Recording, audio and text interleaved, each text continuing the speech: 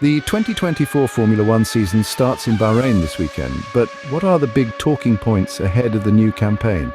It's easy to feel that way, especially after last season, but sometimes sport is like this. Fortunately, it is also unpredictable. That's part of its beauty. Yes, Max Verstappen and Red Bull look strong favourites, and everyone believes they have the fastest car. But it's the fastest car now. Within Red Bull, there is a feeling that they will reach a plateau with development this season, where gains are harder to find.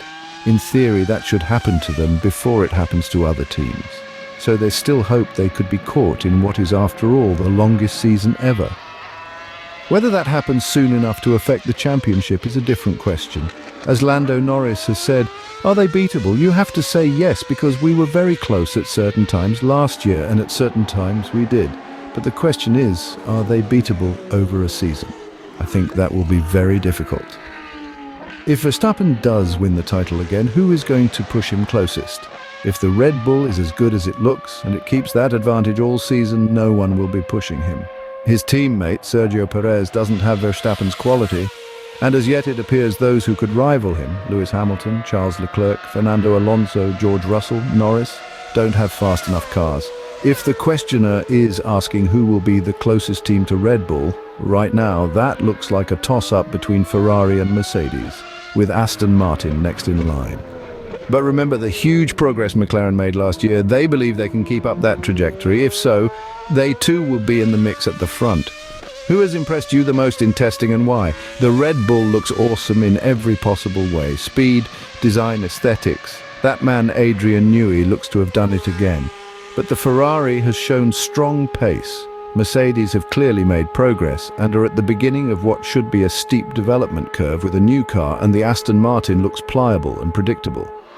And some think the RB, which contains many Red Bull parts, is a dark horse. Drivers. Daniel Ricciardo and Yuki Tsunoda have been playing down talk of a big step. But if they make one, the politics will get interesting. McLaren have been making concerned noises about the close ties between the two Red Bull teams for some time. Ferrari were beaten to second place in the Constructors' Championship by rivals Mercedes last season. Will the longer season have any impact on who takes the title? Can anything make it closer? If it's a season of dominance, the longer championship does at least push back the date by which the title can be won just by fundamental mathematics. Whether that's important in those circumstances is another matter. The hope has to be that one or more of Ferrari, Mercedes, McLaren and Aston Martin can make the sort of big development step McLaren made last year and bridge the gap. If they can, the start in Las Vegas last year, when he pulled a dubious move that forced Charles Leclerc off the track, proved Verstappen is still prone to going over the edge under pressure, just as he did in 2021 against Lewis Hamilton.